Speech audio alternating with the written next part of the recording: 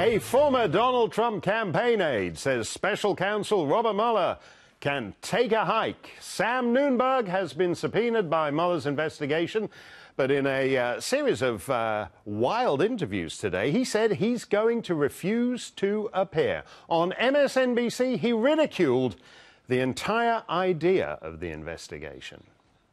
I'm not going to answer questions in front of a grand jury if they do not explain to me why I have to go in there.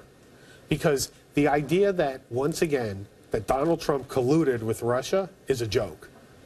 Vladimir Putin is too smart to collude with Donald Trump. Donald Trump could keep his mouth shut if Putin colluded with him.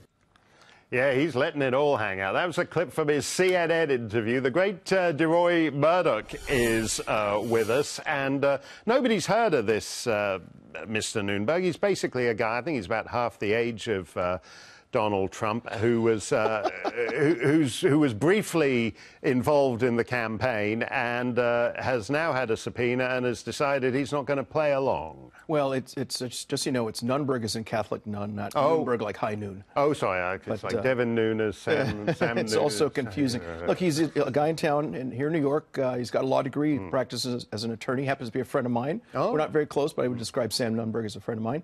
So you're next for the big subpoena. Yeah, well, I thought about calling him today in the middle of all this, and I literally seriously thought, well, if I call him, who knows if I'll get sucked into this giant Bob Mueller whirlpool. It just seems to get bigger and bigger as it moves away and further and away from Russia. Well, look, he's got a point here because, for a start, I mean, I regard federal justice as essentially a racket. They convict 97% of the people they drag into court, which is a percentage that Saddam Hussein and Kim Jong-un would envy. So they're basically saying to you, roll over for us or we're going to destroy your life. So this guy is either looking at 120 years in jail or he'll be sleeping in a dumpster around the back of the freight yards. I mean, there's something actually admirable in telling Mueller to go stuff it, isn't there?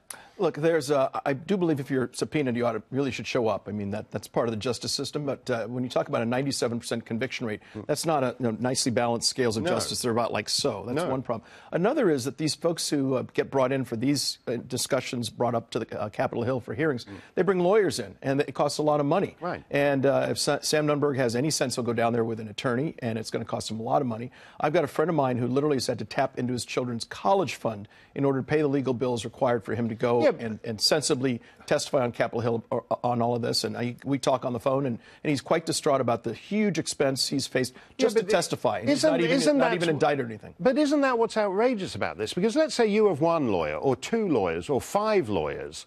The federal government, Bob Mueller, has 105 lawyers. And so you can't compete on that. And if they run out of money, they can print more money. I don't know any law firm in America that prints its own cash. The Department of Justice does. Yeah, you're talking about essentially infinite resources. Exactly. Now we've just heard today, again just in the last couple of hours, that Mueller's now suddenly investigating not just Trump's collusion with Russia, but apparently potentially with other countries too. He's apparently met with a guy from Lebanon and a guy from the United Arab Emirates. He may have been colluding with Belgium all this time and just using the collusion with Russia as a front for his collusion with Belgium. Well, that's right. And I'm American, you're Canadian, I believe, so I guess we're colluding. Right. So maybe we should leave the studio now while we still can.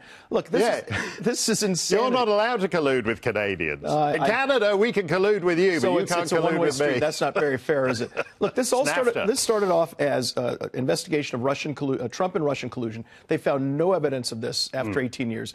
And what amazes me is that Mueller is so busy trying to find something that doesn't exist, or at least is not heretofore.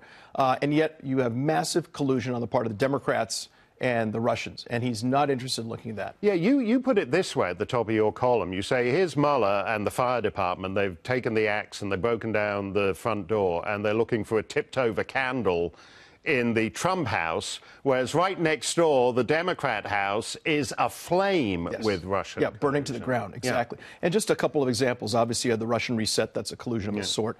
Hillary Clinton, of course, had the Uranium One deal, which she basically approved. In exchange for that transfer of 20% of U.S. uranium supply to the Kremlin, a donation of $145 million to the Clinton Foundation. Now, why don't any of Hillary's aides have to turn over all their emails the way like this poor Nunberg guy? It strikes me as amazing that not only are there no indictments, Mueller's not even asked the question. You have a Boeing deal where Hillary got involved with basically brokering a deal to get 50 737s sold at Kremlin to Aeroflot. All of a sudden, Boeing gives $900,000 to the Clinton Foundation. Then there's something called Skolkovo, which is sort of like the Silicon Valley of Moscow. She helped all these American companies go over there, take a look. Those companies signed up. They, in turn, gave at least $6.5 million to the Clinton Foundation. And later we find out from the Pentagon that that whole thing was a scam designed to engage in espionage and steal American technology. Yeah. No questions, no interviews, no discussion, no nothing. The woman should be locked up. And hopefully help the Russians break into the Democratic National Committee, use the technology. Lock her up now as much as ever before. Okay, great. Lock her up, says DeRoy Miner. Always great to see you. Thanks a lot.